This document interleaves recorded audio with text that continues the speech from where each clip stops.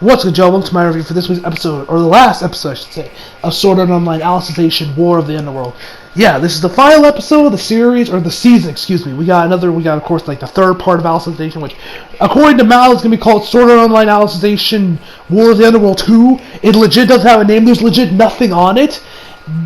Legit on the next part of SEO, so we'll probably find out more in the coming months. We still have no idea. We still don't have a dub air date. Yo, Aniplex, where's my dub? I need my dub for this series, man. But anyway, whatever the case may be on that front, this episode overall was fantastic. You guys already know how much I loved this season from my previous episode review, especially my 40-minute long review I did last week, which literally took me until like 2 in the morning to finish up. Like literally, by the time I was on everything, got the thumbnail and everything, it was like 2 in the morning. I was just staying up to like 3 in the morning just trying to get this bitch uploaded. You know, your boy was up. And I didn't sleep until like I think 11 a.m. was when I finally woke up that night. your boy worked day and night to get that video up for y'all. And thankfully the views actually getting some decent views. But anyway, so overall this episode is awesome. And I just have really one problem with this episode, and that is the ending. It just kind of ends, you know, like this whole season kind of felt a bit in-betweenish, like the connective tissue, the connective bridge, or you say, between Alicization and the next season of SAO. It just feels very, you know, because really nothing really much happened, and a lot of stuff we saw in the OP didn't happen. Like, you know, there was a key that made an appearance that we have no idea what the hell that's about. Alice, you know, we see Alice face off against Gabriel. Then when we got the second OP, it's Gabriel and Austin, or Alice and Austin face off against Gabriel. We don't know where that's leading. We don't really know much of Gabriel. Like, this doesn't, like, a lot was started up here, but nothing was really concluded here. Like I mentioned before, it feels very in-betweenish. Very in-betweenish. So, which was kind of strange, but I guess, but I felt like this was supposed to be like 24 episodes, but then A1 decided just to split it up into 12 episodes. We'll do one in fall, the next half we'll do in spring of next year. Maybe it was done for time constraints, maybe for budgetary reasons. I don't know. I don't know any of the pre-production shit like that. But just felt kind of off, especially with that ending. Feels like there's supposed to be an episode right after this to continue the story, but this is the finale. The next episode, the first episode of the next season is until spring 2020. So this is the end of the series, or the end of the season anyway. So yeah, kind of a little iffy on the ending for the season, but overall, this episode was awesome. This season was fucking fantastic. And also, guys, as you can see, new gameplay! Hooray! Yes, your boy finally got up off his ass and recorded some new gameplay for you guys. So hope you guys. So yeah, I got about 40 minutes of extra gameplay I recorded from my playtime SEO a little earlier today. So yeah, so you guys will be getting new footage for a little bit. Hooray! But anyway, guys, without further ado, let us just jump right to this episode, because this episode was fucking awesome. That animation! Yo, I mean, did you see the amount of animation they put in that fucking cigarette at the end? Oh my god. But yeah, let's just dive right in, because this episode was lit! So he starts the episode off, you got us, you got the American soldiers coming in there, you know, they're on their swords, and then they legit just start attacking Gabriel's guys, you know, the Dark Territory, they're like, wait, aren't you on our side? And Austin says, wait, that's, cut to the OP. It legit just cuts to the OP from there, so when we come back from the OP, guys are going at it again. Austin eventually decides to use her her power to manipulate the environment.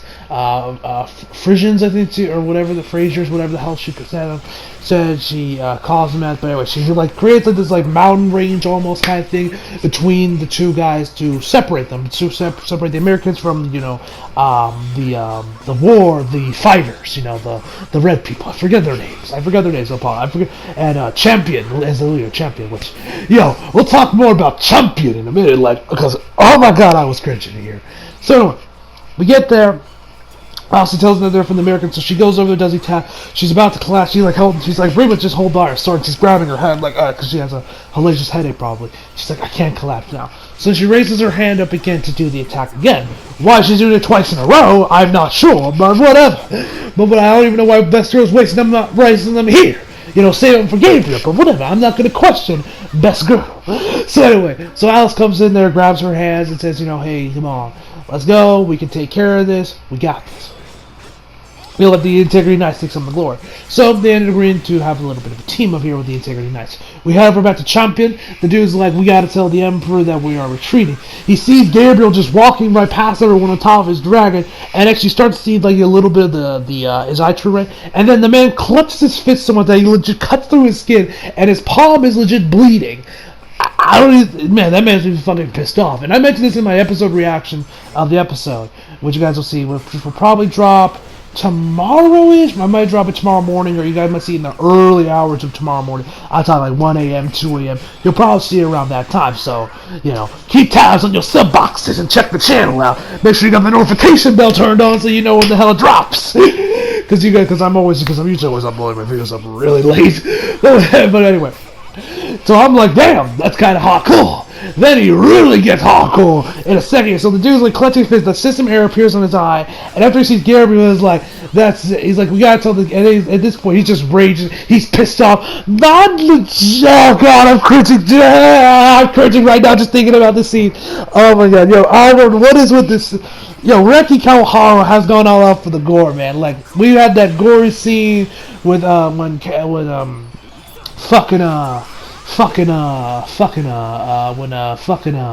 shit, I can't remember their names. Ronnie and Tisei, took me a second to think of their names. Ronnie and Tisei got raped in the ink, and you just saw Yujio's eye just fucking explode.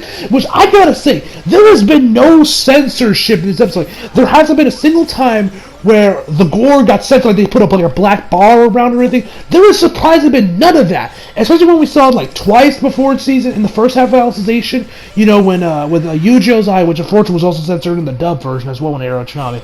Not really too shocked about that. I mean, that episode got an TBMA rating, obviously, for that rape scene. Kind of wish they had censored the gore at least, but we didn't get that, so you gotta buy the Blu-rays anyway. And also what was his name? Chudelkin. Chudelkin got split in half and you just see all this blood coming out of him. That too got censored too. Here, they were shocking like this. I don't know if SCO got a different time slot or what, but this scene would have really have been censored, honestly, if it was airing maybe in the previous time slot SCO had back when now the first season of Alicization was airing. Like, this man legit rips out his eye, and they don't shy away from the details. Like, now you don't see all of it, but you at least see the man go, oh God, I'm cringing. I can't describe this scene because I'm cringing so hard, but I'm gonna try.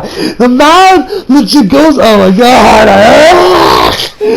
So man goes in his eyelid, legit opens his eyelid, and he grabs at his eye. You can legit see him grabbing at it, and you just see him screaming out in pain. The dude behind us like, chumpy. Which also, one thing I gotta say, do you see when the American soldiers start talking, they're actually still talking in that English, like, whoa, that's cool, Very over the top English. I don't know who's voicing these guys, but you can tell the VA was having a time of his life out there. The man is just hamming it up. But anyway, so the man grabs outside, and you don't see the rest of it for a bit, and he's just like chump, and he's like inconsiderate as he's screaming out his pain. The next time we see him, the man is pulling out his eye, and you see like the tendons or whatever the hell connects the eye.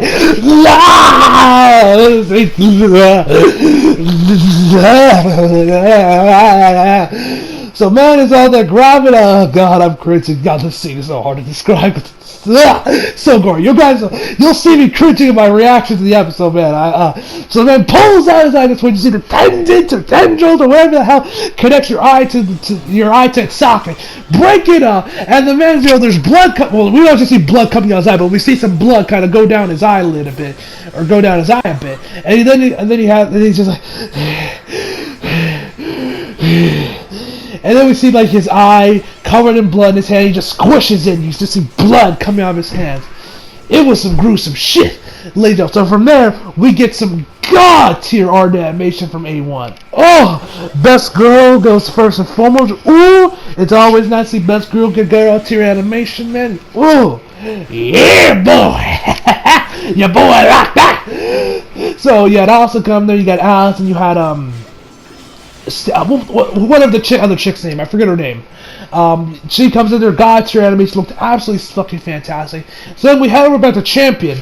The dude is like, we're not connected to the Empire, we got no rules about those new red soldiers. And he says, yeah. So what they're planning on doing is pretty much going to work together with the human Empire to take out the Americans. So what he's going to do is going to cross the massive gap between them and ask Austria to make another one of those to maneuver the environment and create a bridge between the two areas so that that his soldiers can get out of there, they can rescue him. And he said that they'll team up with him, or team up with the human Empire to take care of these Americans. That's the plan. So we see the dude's feet light on fire as he charges towards the cave, and he charges towards the cliff, jump into the air, and it looks like he's not going to make it, because we see him falling, and he looks like he's not going to make it. The other dude behind him, his arm, like, I'm pretty sure it was like his right arm, gets buff as hell. I'm talking like Brock Lesnar, The Rock, Hulk Hogan on fucking steroids times 20, like, you know, on steroids times fucking 20, man. Like, the man's arm gets hella buff, like, obnoxiously buff, like 80s action movie JoJo buff, you know, and the dude literally just puts his hand into the ground, and he just pushes out this massive fucking boulder. Yes, this massive boulder, it's probably like about the size of this fucking room. He literally just throws it towards him, and then you see like his like fucking muscles start exploding. It reminded me of that scene from earlier on in the season where what's her name tried to save what's her name, the chick with the lipstick, legit saved her when we saw like her arms break, and you know her like legs and her like Achilles tendons tear, and blood was coming out. It reminded me of that scene, or when I think I might be thinking it's Ghost of Shell, because I'm thinking of another, because I know I saw another moment like this where we saw someone character lift something so heavy we saw the legit like muscles snapping. Like, there was also that scene in Hero Walk as well with Muscular. But I'm thinking probably of Ghost of the Shell when Motoko Kusanagi was trying to get the hatch off on top of that giant robot at the end of the movie, and you just see her arms rip off. You know, it reminded me of that scene too. So the dude just comes in, just throws his massive bullet to it, he lands on it, uses that to get some extra airtime, and he makes it to the other end of the arena. See more death and destruction, and before also turns around where she is met with him. Well, actually, before she meets up with him, she looks behind her, which I gotta say, yo, can we take a second to appreciate how beautiful Austin looked right there in that shot when she looked behind her? Yo, man, she was looking good. I mean, you guys know me with Austin. When Austin looking good, I'ma point out her looking good, fam. But yeah, then she's like, stop. And she sees just these, like, the soldiers just slaughtering, you know, all the other guys. And then we get close about her lips. Which, can we take a second to appreciate how good her lips are, man? Yo, man, like, yo, low-key, man, those some good-looking lips. Kirito, you one lucky motherfucker. Yes, I have a problem, ladies and gentlemen. I don't know what it is. I'm out here staring at Ox's fucking lips. With God knows what going through my mind. Your boy got a problem, man. I'm too in on this series. I'm too invested. I'm in too deep. I'm in too deep with Austin, man. Don't you? That came out the way I didn't explain it to. But anyway, I'm too deep in the shit, man. I'm far too invested, man. I'm out here staring at Austin's fucking lips, saying like, yo, those some good looking lips. You know, like, man, be out here if the recorder could screenshot it and probably stare at it for a minute or two, just be like, what I wouldn't do to get my lips on those lips, man. Like I said, your boy got a problem. So anyway, she screams out, Yamada! Or she says Yamada or something along those lines. Either way, she just screams out, stop. I'm just going to say Yamada because it's more meme worthy. Yamada! And she just comes charging towards these guys and just starts one-shotting them. It looks fucking, man, Best Girl once again gets god-tier animation. Which, everyone does not slack on Best Girl, which I like. So she coming out there, slashing and dicing motherfuckers like they're nothing. Then she ends up sliding on some blood, almost loses her foot. I'm like, yo, Best Girl, also, you good? And then some asshole with an axe comes at her and chops off her arm. I'm like, you motherfucker, you bastard! You guys saw me in the reaction. I was legit pissed off. I screamed out, you bastard! Like I'm in the fucking anime watching this shit. Like I said, your boy got a problem. So I'm like, no, you know. She's like holding her arm, tears are in her eyes. She's like trying to hold. She definitely has a better paint on the kid. Remember when Kirito got slashed? I don't think he even lost his arm that time, and the man was crying out in pain. You know, he was like, Austin, she keeps that shit within, man. She a real warrior. You know, she don't cry, man. She don't cry. She ain't gonna scream out and let them have the satisfaction of listening to her scream. The old man gets that pleasure is my man Kirito behind closed doors.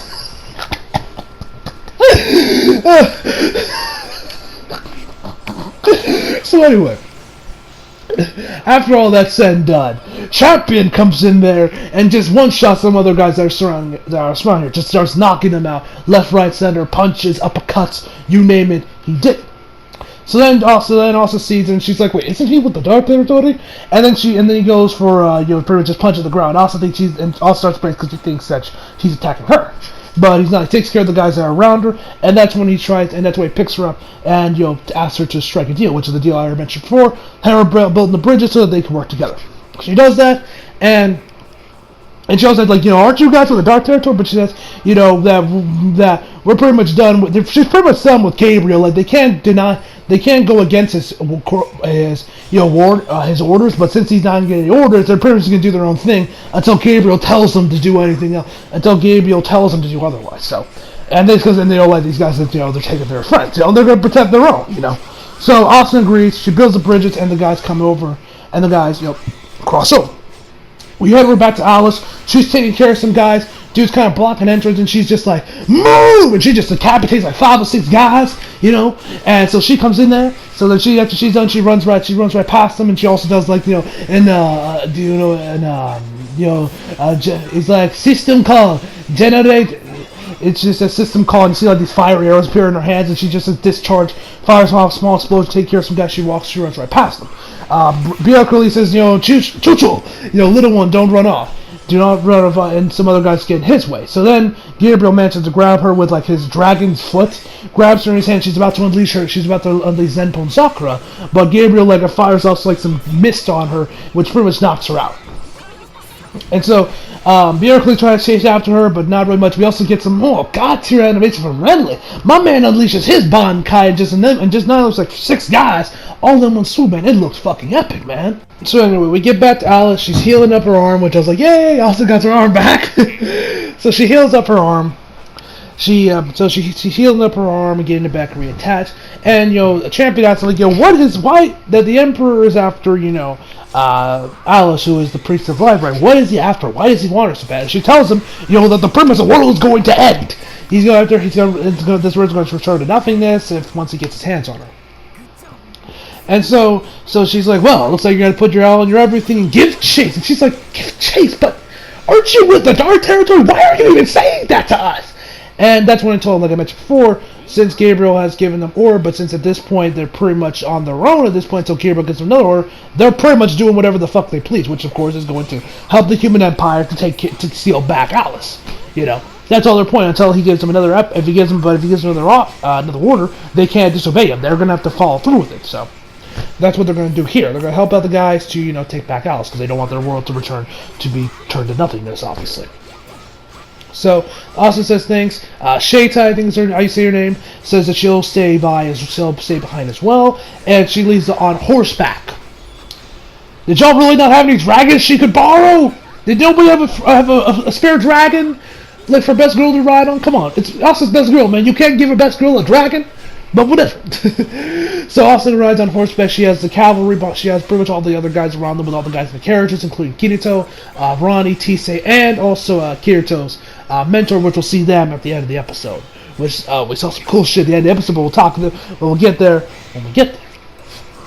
So anyway, so she rides on horseback. You get over back to Champion with Shaita, and he's like, "Are you sure about this woman?" And she tells him, "I already told you my name, dude." And it's like, "All right, are you sure about this, Shaita?" I mean, there isn't a guarantee that you'll live by this. And he says, "I'll be the one." And she tells him, "I'll be the one that slashes you. They can't have you." And so then they just kind of smile at each other, which I'm like, I low-key ship these two low-key, so, hey. So anyway, whether or not they actually could get together is irrelevant. They probably won't. But hey, a man can dream. It would work. I low-key do shit. It makes sense. It makes sense, man. So Austin leaves on horseback.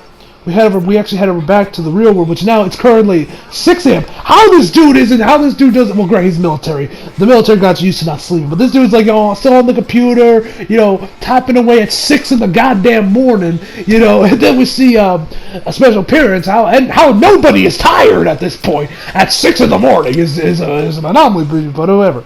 So, Gabriel's bro wakes up and he's like, "Oh, so you're back." I love the dude's voice, by the way.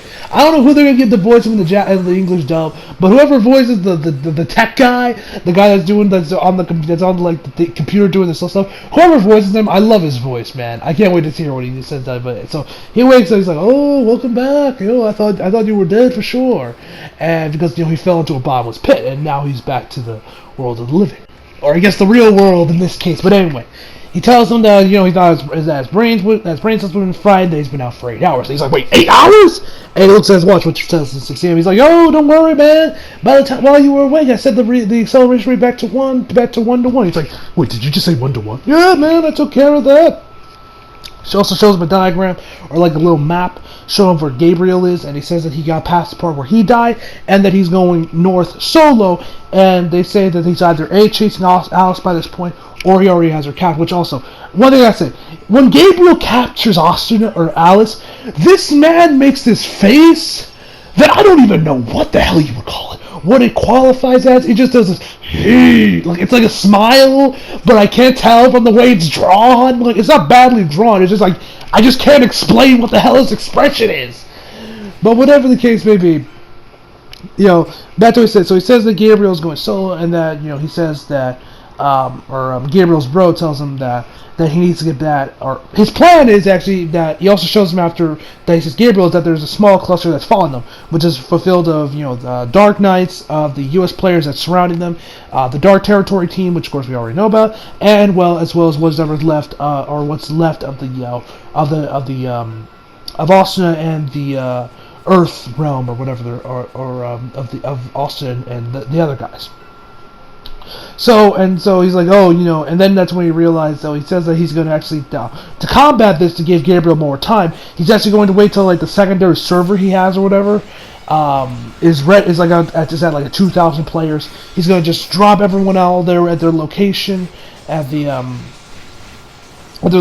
just have them take care of him. He's also going to reset the acceleration rate back to like 1,000 to 1, I think that's what the number was, and to give Gabriel more time to take care of Alice. You know, like I think he said, like in 6 hours, the JSHB or whatever is going to come after them.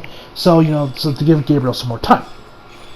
Anyway, so they all come down there. So anyway, so he's like waiting for them, and that's when he remembers about Asta. Of course, being Lightning Flash. He says that, you know, she's in there, that there's a Japanese VR MMO player in there, which is Alshina, and then they mentioned that probably if she's diving in there, most likely he is in there too. Now, when he says he, I'm assuming he's talking about Kirito, because I don't know anyone else that would work for that situation. I'm assuming he's talking about Kirito.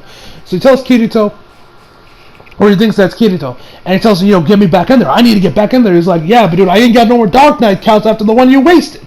You know, he's like, oh, you know, if you want to go out town, I got that one. But he says, no, I have a special account. Which, what is that special account? I don't know. Find out in spring of next year.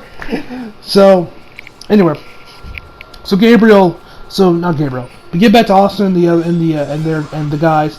Then once they get to like this little area, that's when that's when the dude drops all those U.S. players in there, and they're surrounded. Hope is lost. Renly looks like he's about to sacrifice himself for these guys, and Zelda pointed out, I think that's her name. But then we see this blinding light up in the sky. And now at first I thought this was Gabriel's bro's special account. I thought he was going to come down there and take care of her. I thought that was legit her. That was going to be. But we find that it's actually Sia. Because we see some blue hair, then we see a bow, and then we just see her unleash this beautiful looking attack. Fires off this arrow, beautiful art animation, that goes up, that just like kind of like separates and just kills all those surrounding players around them. Man, it looked amazing. So Sion comes down, we get a better look of her design. I love her design here in this arc. It looks fucking fantastic, if you ask me. Sia also, of course, happy to see Sion. She has tears in her eyes and goes to hug her. And that's where the episode ends before we get to this post-credit scene of Gabriel's bro walking down his hallway, has a cigarette in his hand that he flicks off, and the animation they put in that fucking cigarette, man, was amazing. And then the art animation we see on his face, man, like, my god. Like, A1 must have put, like, the rest of the fucking budget in here, because it looked amazing here. And like, he gives off, like, this smile. It was just something, man. It reminded me a lot of that smile Gabriel had, earlier on in the episode, man. But man, and then we see like these like red, and then kind of like the shot goes to like more of a bluish color, and then we just see like red coming off of his eyes. It looks super cool, man. I'll probably put that in the thumbnail or make that the thumbnail. So anyway, so yeah, that is where the episode overall ends. Tells us next time what the episode is going to be called, the Great Underworld War, which I don't know if that's the name of the next season or that's legit the name of the next episode for season 3, part 3 in spring. Whatever the case may be, I'm hyped to see what's next for SAO. I've been loving this season, man. This actually has done a lot of great views, too. These reviews have done really good. Like, a lot better than I expected. They did better than Hiroaka, actually, most weeks, which was kind of surprising, because I expected Hiroaka to do a lot better than this. Or I expected the numbers that SAO got to get here for Hiroaka to get, but anyway. So yeah, guys, I'm into here. I love this season. It was amazing. And yeah, man, I can't wait for spring of next year, because then it looks like we're finally going to get some answers and probably get a conclusion to this arc. Hopefully, anyway. Or maybe there's going to be a fourth part. I'm not sure. But either way, overall, I give this episode a 10 out of 10, ladies and gentlemen. So hope y'all enjoyed the video. Leave a like if you did, subscribe if you're new, follow the Instagram Twitter flag links down in the description box below, and as always, come back for more. See you guys next time.